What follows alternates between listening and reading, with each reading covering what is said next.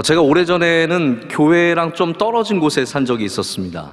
미국에 살 때였는데 교회랑 1시간 정도 운전을 해서 가야 돼서 늘 가는 시간이 저에게는 좋은 시간이었어요. 좀 일찍 출발을 해야 되지만 가면서 아내와 밀린 이야기도 하고 또 좋은 이야기도 하고 오가면서 이런저런 에피소드를 굉장히 많이 경험했던 것 같습니다. 그래서 교회를 멀리 나오시는 분들이 불편하시겠지만 또 그 오가시는 길에 하나님께서 주신 은혜가 다 있겠다라는 생각을 해보게 됩니다. 하루는 이런 에피소드가 있었어요. 제가 이제 아내랑 함께 일찍 집을 출발해서 교회를 가기 위해서 고속도로에 들어갔는데 이제 한참 운전을 하고 가는데 앞에 저기 SUV가 하나 지나가는데 너무 멋있는 장면이 펼쳐지는 거예요. 하얀 머플러가 창문 밖으로 나와서 막 버덕버덕 하는 그런 거 아시죠? 저는 그걸 보면서 너무 로맨틱한 거예요. 저렇게 머플러가 창 밖으로 나와서 이렇게 펄럭거리는 모습을 보니까 저기는 정말 너무나 고상하고 예쁜 분이 운전을 하면서 뭔가 그런 거 있잖아요. 이렇게 하면서 운전하고 있는 게 상상이 되면서 궁금한 거죠. 그래서 저랑 아내랑 한번 우리 누가 운전을 하나 보자 하면서 속도를 좀 내서 이렇게 지나가면서 저희 아내와 제가 이렇게 동시에 같이 쳐다본 거예요. 누군가 하면서 쳐다봤는데 저는 아직도 그때의 장면을 잊을 수가 없습니다. 너무 충격적인 장면이었어요.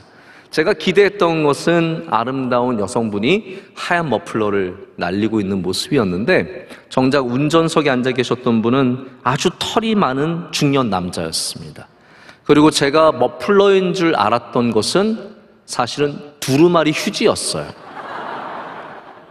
이 두루마리 휴지로 코를 막 후벼파고 계신 모습을 보면서 이게 멀리서 보는 거랑 가까이서 보는 거랑 굉장히 다른 게 많구나라는 것을 깨달으면서 저희 아내와 한참 웃었던 기억이 너무나 생생합니다. 모든 이야기들은 이렇게 어떤 놀라움을 통해서 굉장히 가치를 갖게 되고 또 흥미를 갖게 되고 거기에 이야기에 힘이 생기는 것 같습니다. 여러분들은 놀라움을 어떻게 느끼십니까? 어떤 요소가 놀라움에 있을까요? 보통 우리가 놀란다는 말은 우리의 생각과 다른 것을 경험할 때 우리는 놀라게 됩니다. 여러분 왜 사람들을 만나면서 놀랍니까? 내가 생각하지 못했는데 노래를 잘해요. 놀라는 거죠. 생각하지 못했는데 음식을 잘해요. 놀라는 거죠. 생각하지 못했는데 영어를 잘해요. 놀라는 거죠. 내가 기대하지 않았던 모습에서 우리는 놀라움을 경험을 합니다. 그래서 누군가가 깜짝 생일 파티를 열어줬을 때 기대하지 않았던 곳에서 놀라움을 겪기도 합니다. 저는 우리나라 BTS라는 가수가 세계적으로 얼마나 유명한지 잘 체감이 안 돼요. 그런데 어떤 영상을 보면서 이 사람들이 진짜 인기가 많구나라는 것을 알게 된 적이 있습니다. 어떤 내용이었냐면 미국의 평범한 가정집인데 여러 에피소드가 이제 모여져 있죠. 이 아이들에게 생일 선물로 봉투를 줍니다. 여자아이들이 주로 여자아이들이더라고요. 티네이지 되는 여자아이들이 그 봉투를 열었는데 처음에는 시시하죠. 좋은 걸 기대했다 봉투를 받으니까 뭐야 하면서 이렇게 봉투를 열어봐요. 근데 열어보니까 그게 뭐예요? BTS 콘서트 티켓이에요. 아이들이 이걸 딱 보고 처음에는요 얼어서 아무것도 못합니다. 그러고 있다 갑자기 소리를 지르기 시작하고 그리고 대성통곡을 합니다. 너무 기쁘고 감사하고 감격이 돼서 대성통곡을 하면서 엄마 지금까지 사랑하지 않았던 엄마를 갑자기 사랑한다 그러고 고맙다 그러고 내 생명의 은인이라 그러면서 그런 모습을 보면서 이게 이 아이들이 BTS를 정말로 좋아하는구나. 여러분 작은 봉투를 받았을 때 무슨 기대감이 있겠어요? 그러나 거기서 우리가 기대하지 못했던 아주 좋은 것이 나오면 거기서 놀람을 경험하죠. 우리가 상상하는 것과 다를 때, 우리가 기대하는 것과 다를 때 사람들은 놀라움을 경험합니다. 그래서 문학과 이야기, 영화에는 이렇게 놀라움이 중요한 요소로서 역할을 감당하게 됩니다. 베라 토빈이라고 하는 한 학자가 영화나 문학에서 나타나는 놀라움의 요소를 심층 있게 연구를 했습니다. 그러면서 뭐라고 얘기하냐면 바로 이 element of surprise, 이 놀라움의 요소는 우리가 사람이라는 게 다 생각하는 것에 한계가 있습니다. 우리 모두는 상상하고 생각하는 것에 어떠한 지점에 이르면 더 이상을 생각할 수 없는 부분들이 있다는 거죠. 근데 그 우리가 갖고 있는 경계선을 넘을 때 사람들은 거기서 놀라움을 경험하게 되고 그 놀라움을 기쁨으로 느끼게 된다는 거죠. 다시 말씀드리자면 우리 모든 인간은 한계를 갖고 있는데 그 한계를 넘어서는 이야기를 통해서 놀라움을 경험한다는 말입니다. 자, 근데 이게 문학에만 장치로서 있는 것이 아니라 하나님의 말씀에도, 하나님의 이야기에도 놀라움의 요소가 항상 숨겨져 있습니다. 성경의 이야기를 한번 떠올려 보십시오. 우리의 한계를 만나는 곳에서 우리는 하나님께서 놀라움으로 역사하시는 것을 만나게 됩니다. 우리 인간의 한계는 바다를 만났을 때 생생하게 드러납니다. 우리는 바다를 만나면 더 이상 앞으로 갈 수 없는 존재이죠. 그런데 하나님께서는 그 바다를 열어주셨습니다. 그래서 우리에게 놀라움을 선사해 주셨습니다. 우리 인간은 무엇이든 우리의 손으로 무너뜨려야 하는데 하나님께서는 우리로 돌라고 말씀하셨고 돌은 다음에 소리를 지르라고 말씀하셔서 여리고성을 무너뜨려 주셨습니다. 우리는 그곳에서, 우리 인간이 상상할 수 없는 곳에서 하나님의 역사하심을 보면서 놀라움을 경험하게 됩니다. 엘리사가 마지막 기름을, 또 마지막 떡을 먹은 다음에 그 과부가 모아한 기름통에 하나님께서 그 기름통을 채워주셨을 때 우리는 우리의 마지막 한계를 만난 그곳에서 하나님께서 일하심을 보면서 놀라움을 느낍니다. 여러분, 여기 놀라운 일들이 갖고 있는 공통점은 무엇일까요?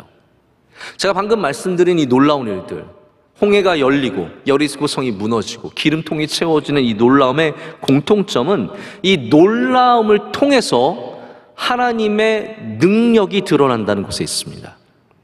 자, 놀라움은 그냥 우리에게 기쁨을 주고 즐거움을 주는 도구만이 아니라는 거예요. 아마 문학은 그런 장치를 갖고 있겠죠. 문학의 놀라움은 우리에게 희열을 주고 카타르시스를 주는 그런 정도의 역할을 합니다. 그러나 하나님의 놀라움은 그냥 단순히 우리에게 기쁨을 주는 것이 아니라 그것 넘어가 있다는 것이죠. 그 놀라움을 통해서 우리는 하나님이 어떤 분이신지 본질을 보게 되는 거예요.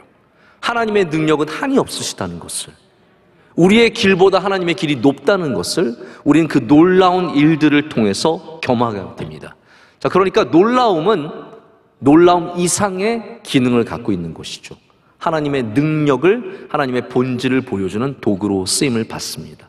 그렇다면 우리가 만약에 이 세상에 믿음으로써 놀라운 일을 행한다면 사람들은 그냥 감동을 받고 끝날까요? 그렇지 않다라는 거죠.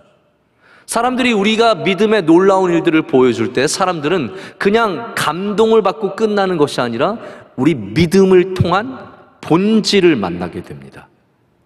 바로 예수 그리스도를 믿는 사람이 어떠한 사람인지를, 본질을 알게 된다는 것이죠.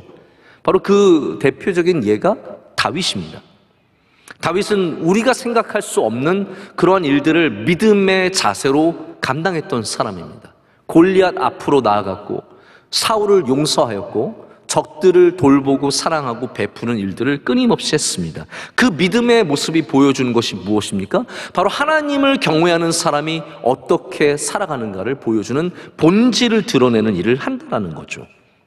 오늘 우리가 읽은 이 로마서 12장의 말씀은 예수 그리스도로 말미암아 변화를 받은 우리가, 이제 믿음을 가진 우리가 우리의 삶 속에서 어떠한 놀라움의 신비를 베풀며 나누며 또한 행하며 살아야 하는지를 말해주는 말씀입니다.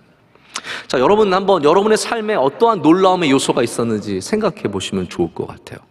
예를 들어서 우리가 이웃을 대하는데 내가 믿는 믿음 때문에 이웃에게 원래 하지 않던 것을 잘해준 적이 있습니까?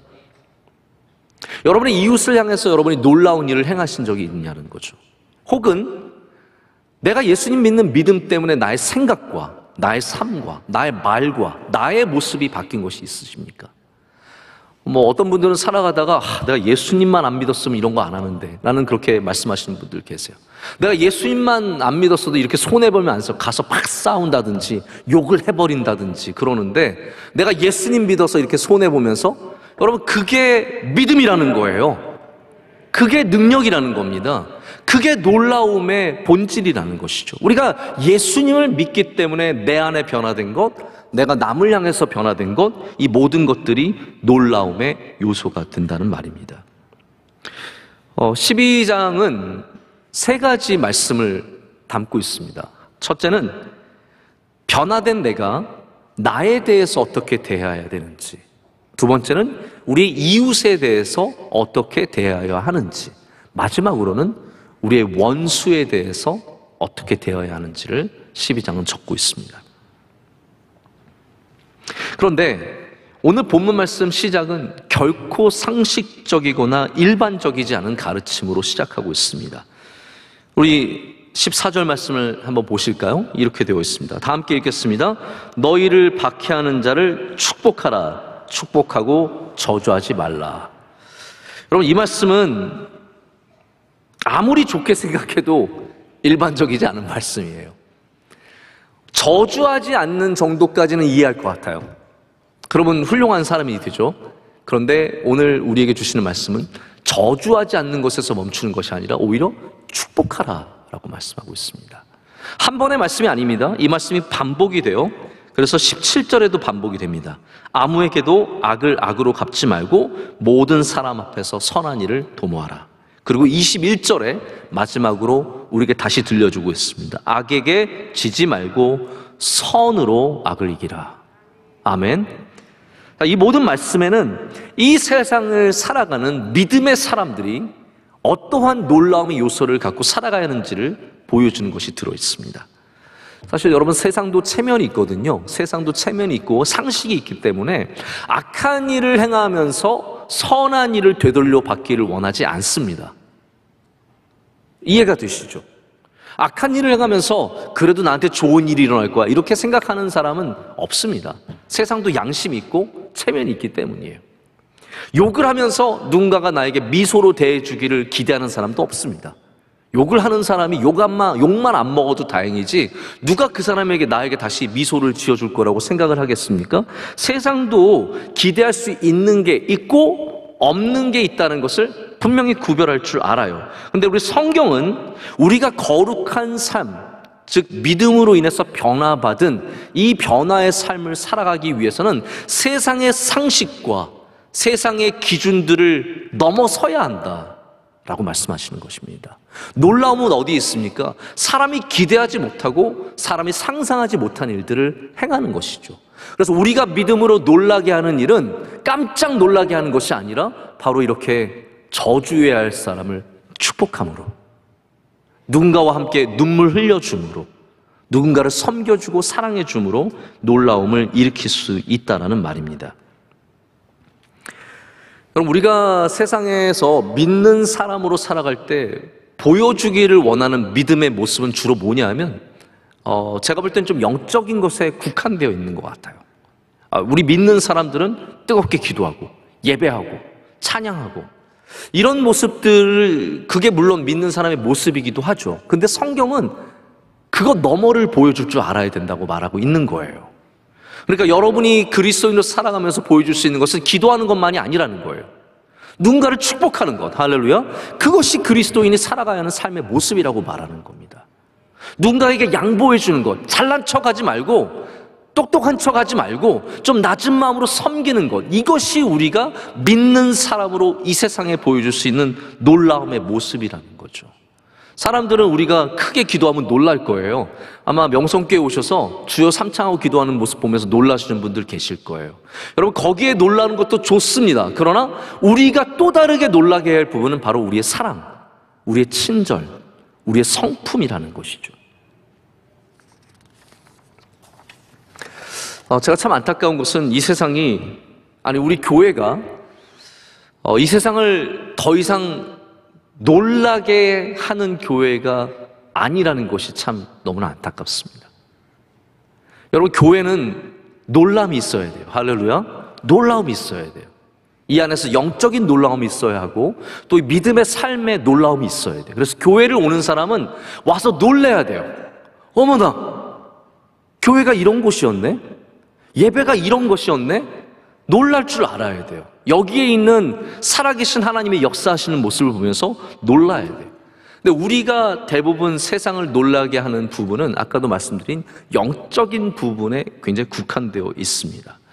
여러분, 하나님의 기적은 지금도 일어날까요? 안 일어날까요? 전 지금도 일어난다고 분명하게 믿습니다. 하나님의 기적은 지금도 여전히 일어나고 하나님은 지금도 역사하고 계시고 하나님은 여전히 살아계십니다.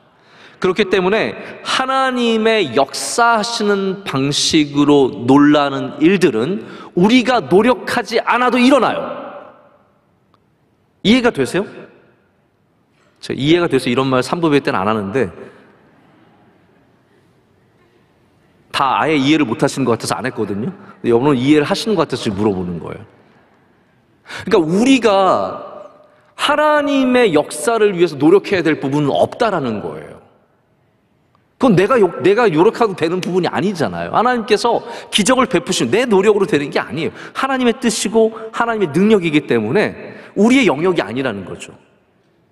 그러니까 우리 교회가 영적인 부분으로 세상에 놀라게 하는 것은 우리 몫은 아니에요. 그럼 우리는 어떻게 세상을 놀라게 해야겠습니까? 믿음의 삶으로. 믿음의 삶으로 세상을 놀라게 해야 하는 것이 바로 우리의 몫이라는 겁니다. 우리가 세상을 닮아가기에 급급해서 저는 물론 당연히 교회가 그런 모습을 가져야 된다고 생각하지만 요즘에는 교회가 그냥 세상이랑 똑같이 하는 게 가장 좋은 교회의 모습이라고 생각하는 것 같아요. 어떻게 하면 우리가 더 유튜브를 더 아름답게 만들 수 있을까? 우리가 어떻게 더 미디어를 더 이런 세상의 트렌드를 더 따라갈 수 있을까? 그거를 잘 따라가는 교회가 좋은 교회인 것처럼 보여지는 게 이 세상의 모습이 되어버렸습니다. 그런데 저는 그런 부분보다 우리 교회가 보여줄 수 있는 놀라움은 유튜브를 잘 만드는 것이 아니라 이 안에 사랑이 있는 것, 이 안에 은혜가 있는 것, 이 안에 서로 돌봐주고 서로 살려주는 그러한 그리스도인의 삶에 있는 그 모습으로 세상을 정말 놀라게 해야 된다는 것이죠. 우리 오늘 명성교회 예배 드리시는 분들이 세상에서 발견할 수 없는 놀라움을 이곳에서 발견하는 은혜가 있기를 간절히 소망합니다. 누군가의 친절을 통해서, 누군가의 양보를 통해서, 누군가의 희생을 통해서, 용서를 통해서 그 놀라움의 신비를 경험한다면 교회는 얼마나 감동이 있는 곳이 되겠습니까? 톰 레이너 목사님이 쓰신 초청자들이 다시 예배로 돌아오게 되는 9가지 놀라운 경험이란 제목의 글이 있습니다. 어떤 내용이냐 하면 교회에 처음 나오신 분들 있잖아요. 이분들이 어떠한 경험을 통해서 다시 교회로 다시 나오게 되느냐. 9가지 놀라운 경험이래요. 근데 여러분, 만약에 여러분이 초신자라면 어떤 경험을 해야 다시 교회로 나오실 것 같아요? 막 목사님이 말씀을 전했는데 영혼에 팍 와닿고 막 그런 경험을 하면 다시 오실 것 같으세요?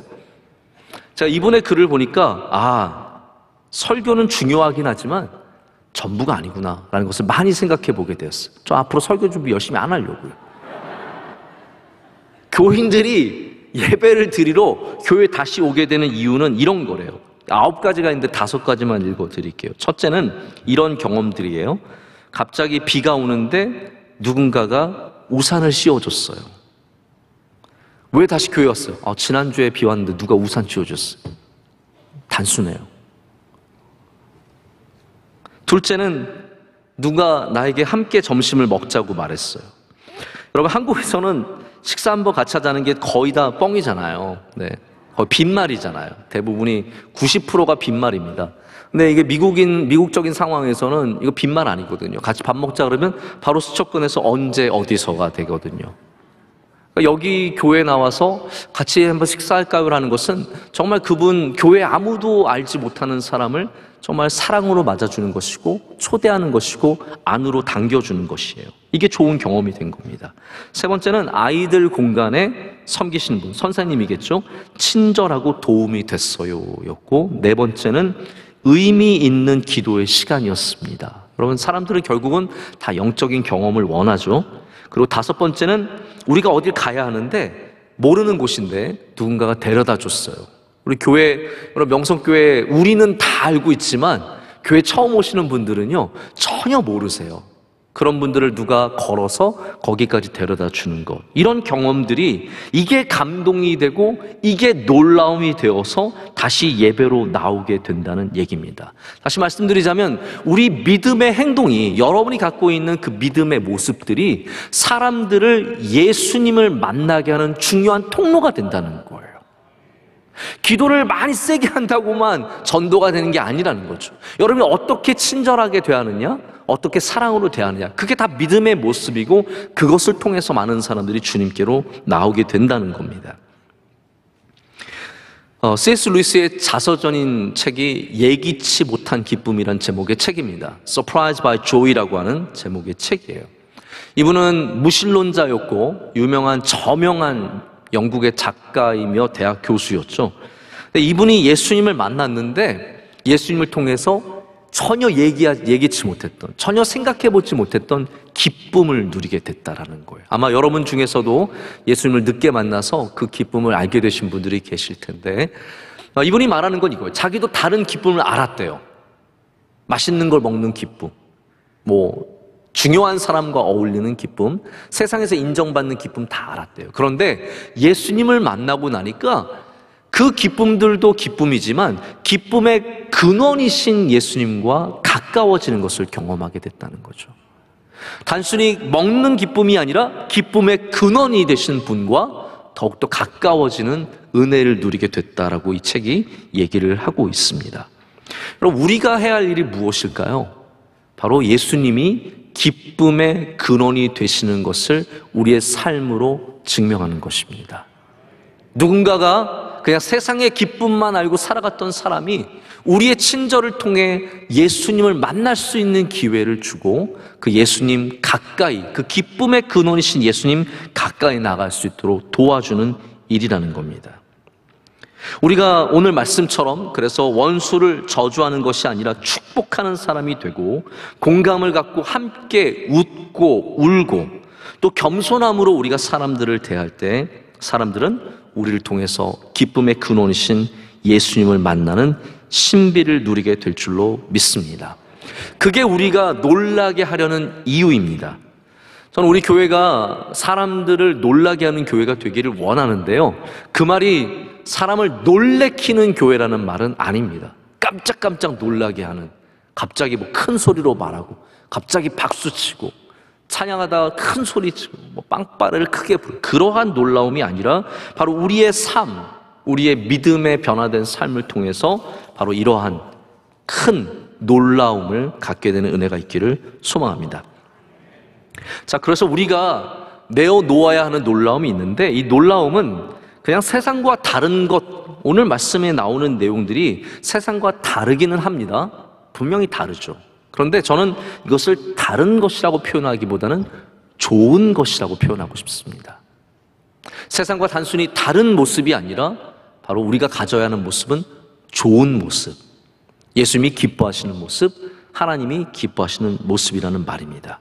좋은 것을 할 때 감동이 있죠. 그런데 좋은 것을 해도 우리가 가져야 하는 중요한 원칙이 있습니다. 그것은 뭐냐면 풍성하게 하는 것입니다. 한번 따라해 보세요. 풍성하게 하는 것. 여러분들이 무슨 좋은 일을 하든지 풍성하게 할 때 거기에 놀라움이 있고 감동이 있습니다. 오늘 바울이 이웃들을 어떻게 대할 것인가, 원수를 어떻게 대할 것인가를 12장에 쓰고 있습니다. 근데 이 이야기를 듣고 있으면 누군가의 음성이 들리는 것 같아요. 여러분, 누구의 음성이 들립니까? 저는 예수님께서 산상수훈에서 하신 말씀이 들려오더라고요. 제가 열심히 묵상해서 들리는 것이 아니라 그냥 말씀만 봐도 이게 예수님의 말씀과 굉장히 닮아 있다는 것을 느낄 수 있습니다. 예수님께서 산상수훈의 5장에, 마태복음 5장에 뭐라고 가르치시냐면 이런 가르침을 주세요. 세상이 기대하지 않은 모습을 너희가 보여주라 라고 말씀하시면서 오리를 가자고 하는 사람에게 몇 리를 가라고요? 10리를 가지고 오른편 뺨을 때리는 사람에게 왼편 뺨을 내밀고 그리고 속옷을 달라고 하는 사람에게 겉옷을 주라라는 말씀을 하세요. 저도 이 말씀으로 설교를 한 적도 있고 당연히 알고 있는 말씀이지만 제가 오늘 읽으면서 이거 말씀을 준비하면서 읽으면서 여기 우리가 놓치고 있는 부분이 있었구나라는 것을 좀 생각해 보게 되었습니다. 뭐냐면요, 저는 지금까지 그냥 이웃을 사랑하는 정도로만 생각했어요. 이웃이 오리를 가져가면 심리를 가져. 솔직히 그거 하려면 할 수 있어요. 뭐 저희 아내가 어디 가자 그랬는데 더 가주는 거 할 수 있을 것 같아요. 속옷을 달라고, 불쌍한 사람이 좀 도와달라고 하는데 좀 더 주는 것 할 수 있을 것 같아요. 그런데 예수님의 말씀은 그 말씀이 아니더라고요. 예수님은 우리에게 뭐라고 말씀하셨냐면요, 누가 억지로 오리를 가자고 하면 이에요. 다시 말씀드리자면 이 말씀은 우리 이웃이 우리에게 무엇을 구했을 때가 아니라 우리를 어렵게 하는 사람이, 우리의 원수가, 우리를 힘들게 하는 사람이 우리에게 무엇인가를 구했을 때 우리가 어떻게 대할까에 대한 문제예요. 억지로 오리를 가자고 했는데 심리를 가지라는 거예요. 누가 너를 고발하여 속옷을 달라고, 그냥 속옷 달라는 게 아닙니다. 힘들고 어려운 사람이 저 입을 것이 없어요, 뭐 좀 주세요, 이게 아니라 나의 것을 빼앗아가기 위해서 누군가가 너를 고발하여서 속옷을 달라고 했을 때도 겉옷까지 주라라고 말씀하시는 거예요. 우리 마태복음 5장 38절부터 44절까지 말씀을 제가 한번 읽어 드릴게요. 또 눈은 눈으로 이는 이로 갚으라 하였다는 것을 너희가 들었으나 나는 너에게 이르노니 악한 자를 대적하지 말라. 누구든지 내 오른편 뺨을 치거든 왼편도 돌려대며 또 너를 고발하여 속옷을 가지고자 하는 자에게 겉옷까지도 가지게 하며 또 누구든지 너로 억지로 오리를 가게 하거든 그 사람과 심리를 동행하고 내게 구하는 자에게 주며 내게 꾸고자 하는 자에게 거절하지 말라. 또 내 이웃을 사랑하고 내 원수를 미워하라 하였다는 것을 너희가 들었으나 나는 너에게 이르노니 너희 원수를 사랑하며 너희를 박해하는 자를 위하여 기도하라. 아멘. 세상은 우리에게 무엇을 기대하겠습니까? 억지로 오리를 가져오고 하면 세상이 기대하는 건 오리밖에 없습니다. 고발하여서 속옷을 달라고 하면 기대하는 것은 속옷밖에 없습니다. 주님께서는 그 원수들에게, 그 너를 힘들게 하는 사람들에게 더 주라는 거예요. 놀라움을 선물해 주라는 겁니다. 하나님의 백성들이, 예수 그리스도의 제자들이, 예수를 믿는 사람들이 어떠한 삶을 사는지를 보여주라는 것이죠. 여기 나오는 중요한 법칙이 바로 지나침, excessiveness의 법칙입니다. 하나님은 바로 이렇게 역사하고 계시고 지금도 우리에게 이런 모습을 요구하고 계십니다. 제가 가끔씩 하나님이 참 유머 감각이 있으시다는 생각이 들 때가 있어요. 저희 아이들을 보면, 저희 첫째를 낳았을 때는 정말 기적이라서 너무 감동이었어요. 기적, 이게 기적이구나. 내 삶에도 기적이 있구나. 근데 저희 둘째가 났을 때 기적은 반복되지 않거든요. 저희 둘째는 기적이 아니에요. 기적이 아니라 저희는 선물이라고 고백을 했어요. 하나님께서 우리에게 또 선물을 주셨구나. 근데 셋째는 이건 뭐지? 라는 느낌이었어요. 하나님께서 넘치게 주셨을 때는 이거는 뭐지? 라는 그런 느낌이 들더라고요. 거기에 놀라움, 정말 저희 셋째가 놀랐거든요. 이게 무슨 일이지? 놀랐어요. 놀라움은 바로 이렇게 어떻게 보면 넘침을 통해서 하나님께서 우리에게 주시는 선물입니다. 여러분, 우리가 만약에 오리를 억지로 걷고자 하는 자에게 오리만 걸어주면 그것은 그냥 평범한 일입니다. 그러나 만약에 여러분께서 마음을 고쳐먹어서 내가 이 사람이랑 심리를 걸어줘야겠다, 내가 이 사람에게 더 해줘야겠다 라는 마음이 들 때 그것이 바로 excessiveness라고 하는 과도함이 되는 겁니다. 우리가 저주하지 않는 것, 저기 나쁜 사람이 있는데 내가 그냥 참고 살아야지, 저주하지 않는 것은 오리를 가주는 거예요. 그런데 우리가 축복하는 사람이 되려면 심리를 갈 수 있는 사람이 되어야 합니다. 우리가 악을 그냥 갚지 않는 걸로 만족하려면 그냥 우리는 속옷을 내어주는 것으로 만족하며 살면 됩니다. 그런데 선을 도모하고 선으로 악을 이기기 위해서는 우리의 겉옷까지도 내어주는 바로 그러한 놀라움이 동반되어야 한다는 말이죠. 여러분이 왼뺨을 내밀 수 있는 심리를 걸을 수 있는, 겉옷을 내줄 수 있는 주님의 제자들이 되시기를 축복합니다. 짐 월리스 목사님의 책 중에 하나님 편에 서라라는 제목의 책이 있습니다. 이 책 안에 한 챕터가 있는데 제목이 원수를 놀라게 하라예요. 원수를 놀라게 하라. 그러면서 이분이 제시하는 말씀이 바로 로마서 12장 20절의 말씀입니다. 원수를 어떻게 대할 것인가? 우리 한번 20절 말씀 함께 읽을까요? 내 원수가 줄이거든 먹이고 목마르거든 마시게 하라. 그리함으로 내가 숯불을 그 머리에 쌓아 놓으리라. 아멘. 여러분께서 믿음으로 선한 일을 행하시잖아요. 그것이 용서이든 축복이든 선한 일이든 어떠한 선한 일을 하든 그것들은 여러분의 원수의 머리맡에 쌓여간다는 말씀이에요.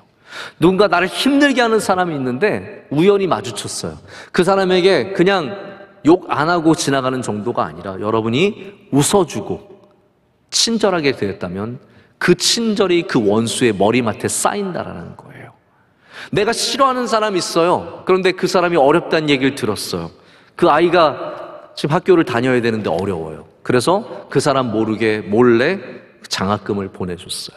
여러분, 그러면 그거는 그 사람 머리맡에 쌓이는 선함이 되는 것이고 그 쌓이는 숯불이 결국은 그 사람을 변화시킬 뿐만 아니라 바로 여러분이 갖고 있는 그 놀라움의 요소를 통해서 믿음의 본질을 드러낸다라는 겁니다. 우리는 이런 사람입니다. 어떻게 증거하겠습니까? 그냥 십자가를 달고 다니면 증거가 됩니까? 그냥 차에다가 어떤 표시를 하면 내가 그리스도인이 증거가 됩니까? 우리 믿음의 진정한 본질은 바로 놀라움을 통해서 드러난다는 말이죠. 여러분이 예수 그리스도를 믿는다고 하면서 한 번도 놀란 적도 없고 놀래킨 적도 없다면 우리 스스로를 돌아봐야 할 때입니다. 여러분이 그리스도의 복음을 전하는 도구로서 이 놀라움을 사용하시기를 축복하며 이 세상의 이웃들을 넘어서 원수들을 대하는 데까지 이 놀라움의 법칙을 사용하시기를 축복합니다. 우리가 놀라게 한다는 것이 목표가 된다는 것이 좀 웃길 때가 있어요. 그러니까 다시 말하자면 우리가 원하는 것은 서로 만났을 때 막 놀래키는 게 아니에요. 숨어있다가 과장님! 하고 나타나서 놀래키고 오늘도 나는 놀라게 하는 그리스도인입니다. 스스로 만족하는 게 웃기지 않습니까? 저는 오히려 그거 스트레스 받을 것 같아요. 저희 집에 이제 아이들과 지내다 보면 집에 들어가면 아이들이 다 숨어 있을 때가 있습니다.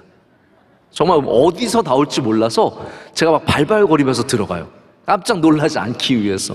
그러다가 정말 한번 크게 놀라는 적도 있고 깜짝깜짝 놀라는 적이 있는데 우리가 원하는 가정의 놀라움은 그건 아니잖아요. 어디 숨어 있다가 튀어나오는 그런 놀라움이 아니죠.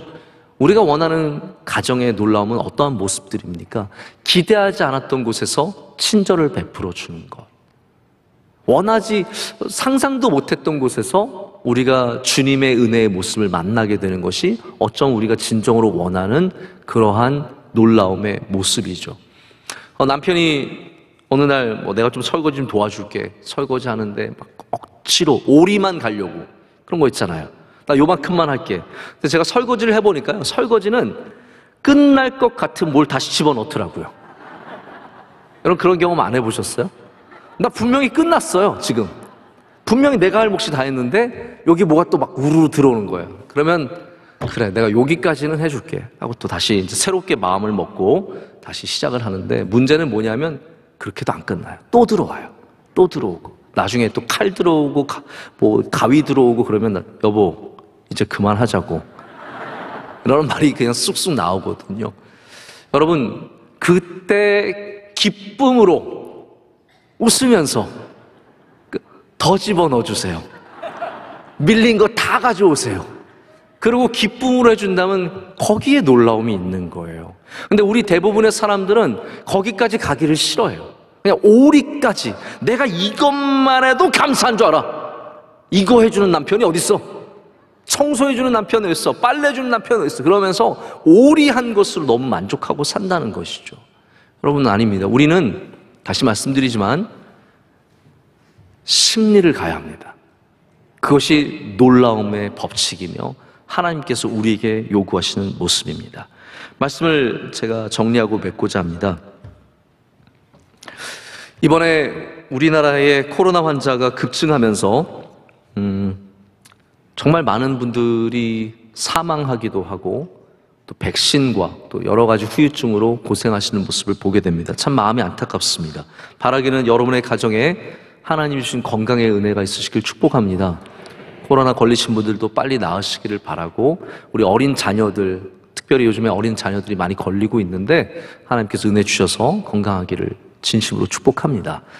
자, 근데 이제 이렇게 많은 환자가 생기면서 병상도 부족하고 여러 시설이 부족해서 이번에 사마리아 퍼스에서 서울시와 고려대와 또 한국교회와 연합해서 병상, 모듈 병상, 간이 병원을 이번에 고려대에 짓게 되었습니다. 우리 교회도 물론 참여를 하고 기부를 하고 기여를 했는데요.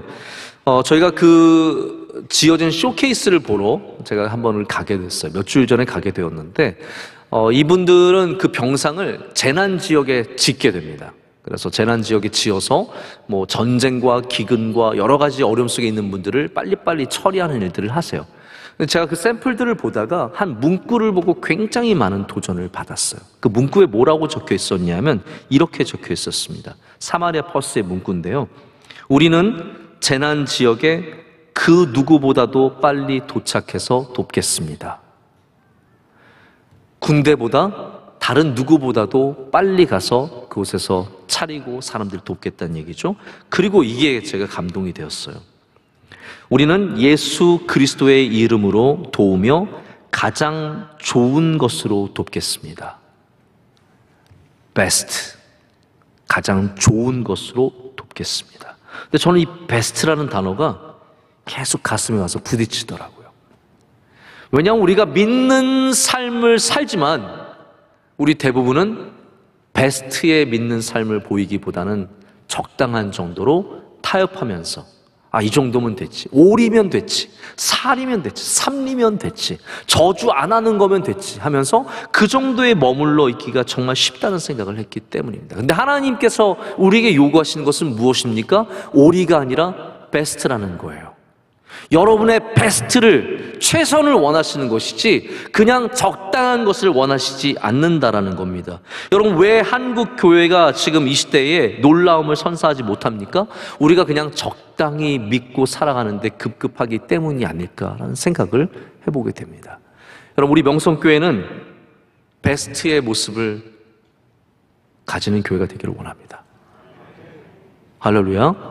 여러분의 믿음의 모습을 적당히 이 정도로 살아간다고 생각하지 마시고, 오늘 하나님께서 변화받은 사람들에게 요구하는 이 모습, 이것이 바로 베스트의 모습입니다. 바로 이 모습들을 갖출 때 우리 교회는 바로 감동이 있는 교회, 놀라움이 있는 교회, 바로 다시 사람들이 주님을 만나기 위해서 예기치 못한 기쁨의 근원이신 주님을 만나기 위해서 오는 교회가 될 줄로 믿습니다. 그래서 오늘 여러분 꼭 누군가를 놀라움으로 감동시키는 여러분 되시기를 축복합니다. 가까운 사랑하는 남편과 아내부터, 자녀부터, 부모님부터, 내 동료에게, 내 상사에게, 내 후배에게 무엇인가 놀람의 감동을 줄 때 여러분의 그 베스트를 통해서 많은 사람들이 주님께로 돌아오는 역사가 있게 될 줄로 믿습니다.